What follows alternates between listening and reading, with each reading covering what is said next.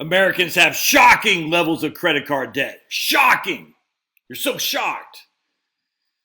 All right, so let's check this out. Here's from Black Enterprise. Credit card debt has reached record levels. Here's how blacks can pay it off. I always like how they got light-skinned ladies. What is the deal with there is something about dark-skinned blacks get discriminated against. I completely agree with that. And even amongst Black Enterprise. Isn't that weird? You always see these light-skinned ladies with those kind of haircuts. And look at all these ads in here. Oh, by the way, that was in September 2019. Just want to point that out. When the nation's credit card debt reached a staggering $1.072 trillion through June of 2019, the record figure is the biggest increase in 5 years. The debt hit $888 billion in 2014. So basically, we're at $1.072 trillion in 2019, which is the most it's been since 2014 at $888 billion. Huh, interesting. Let's see this right here. U.S. credit card debt hits all-time high of $930 billion, according to CNBC. See that dateline? February 13th, 2020. Isn't that interesting? Credit card debt hit a record $930 billion for Americans in the final quarter of 2019, according to the latest from the Federal Reserve Board. Huh. So let's click on that, shall we? We'll click on that article, and we're going to show you something. This is written, updated, 2022. May 10th. It's literally what happened. Are they regurgitating? So look at this. Credit card debt hit a record $930 for Americans in the final quarter of 2019, but 2022, they're writing the same exact thing? What is that? You see it right there, right? Updated 2022. Use regurgitation. U.S. credit card debt hit an all-time high. They literally ran the same article. They just put a different date on there. What the hell is that, man? Let's see if we have any comment. I literally cannot believe this. Opinion.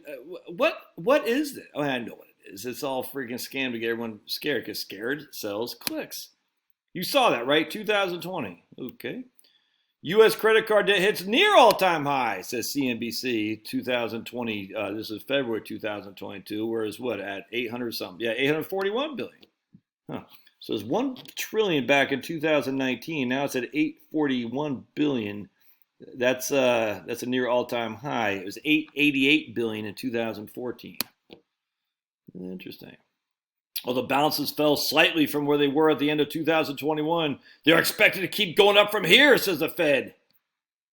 Isn't that interesting? Let's see. Let's look and see if we got the Federal Reserve Board thing here. The Fed jacks up interest rates. Let's see. I just want to see the data. Yeah, right here. U.S. household balances of debt. Let's see if we can't find that. Here's another one from CNN just the other day. What's today? Today's the 9th. Consumer credit climbs another $38 billion to set a new record. Huh. There's stupid yelling. She's yelling for mercy. Americans are continuing to lean on credit cards. Consumer credit surged by $38 billion in April, amid the highest inflation and whatever. So now we got the latest Federal Reserve. Comes out of a March record increase of $52 billion. The figure has since been revised downward to $47 billion. But hey, after we sold everybody on a fear, revolving credit grew at an annualized rate of 20% and totaled $1.103 trillion in April, just breaking a pre-pandemic record of $1.1 trillion, according to the report. Huh. Isn't that interesting? So we were at $888 billion in 2014. Now we're at $1.1 trillion. Has anything changed? Let's take a look at the Federal Reserve. So let's see if we can. Ooh, are we going to be able to see this? The data? I'd love to be able to see the data. Let's see. So in 2017, according to the Federal Reserve Board of, I think it's New York, the major type of credit revolving, basically credit cards and whatnot, was $1.016 trillion. Now it's $1.04 trillion. Huh. It's a pretty significant upturn, isn't it? Yeah. Yeah, that's, it went from depository, well, I guess that's just who holds it. Again, here we are in 2018, 1.053 trillion. 2019, 1.092 trillion. 1.040 in April. at the end of at the end of Q4 2000, I'm not sure if that's the end or the beginning, is 1.041. So from Q1, the end of Q4 to the end of April, we actually lost, I guess that's $1 billion in revolving lines of credit. Interesting.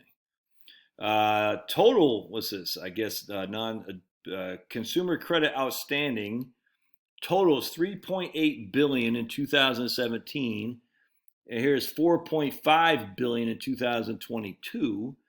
But it's also 4.41 billion at the end of Q 2021, 4.18 billion in 2020, 4.192 billion. So it's grown by, let's see, but I'm going to share with you why this is pretty silly too here in just a second.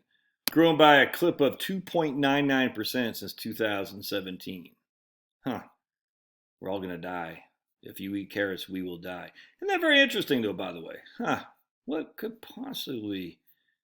2.99%. That's enough to really get your panties all tight, isn't it? You're like, oh my goodness, or your underwear is all, your tighty whitey's all tight.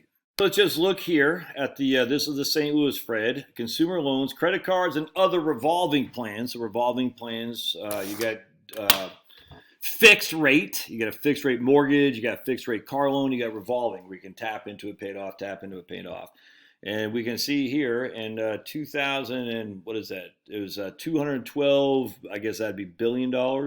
Yeah, about $1 billion. Got a huge jump. Wonder what caused that huge jump? Anyone want to take a guess?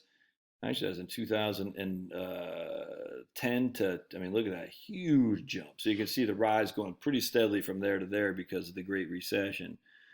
Paid off, flatlined, went down, then started going up a little bit, went down, and then right back to basically where we were, Pablo, right back to essentially where we were here in 2020.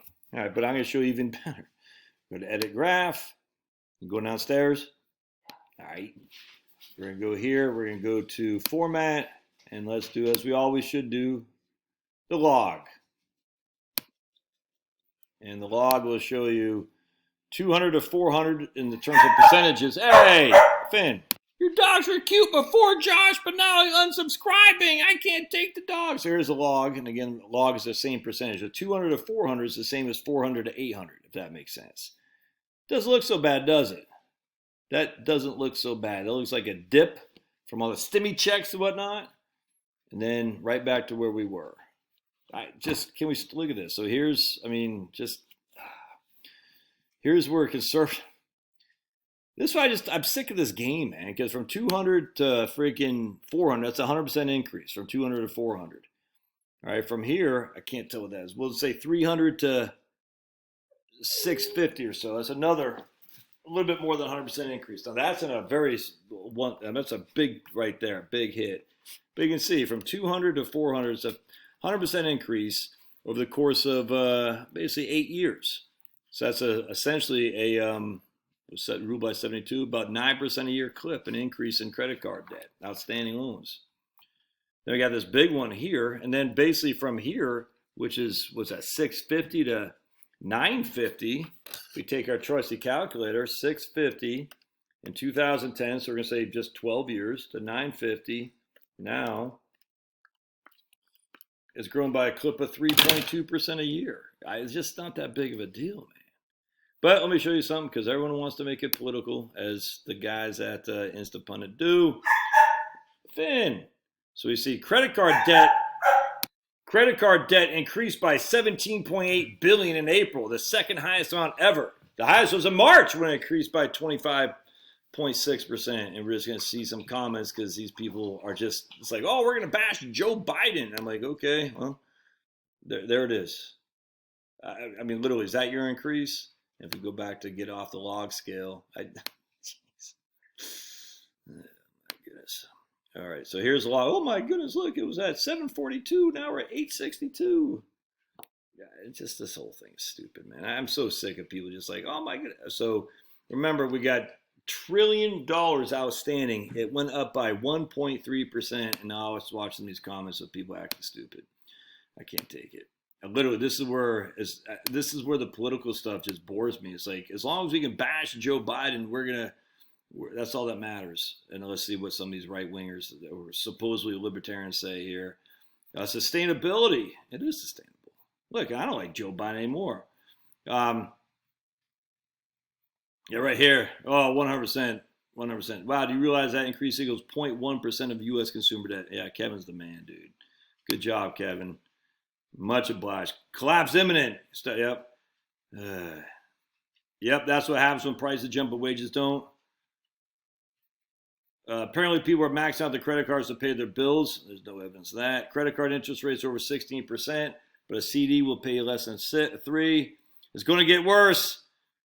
The sad thing, how much of this is the gasoline? Hey, the fear mongering on the right is just as bad as on the left. No, we're not out there freaking threatening Brett Kavanaugh. But the right just does this. It's so embarrassing. It's so stupid. I'm sitting there thinking, can we look at it for 20 seconds, a big picture?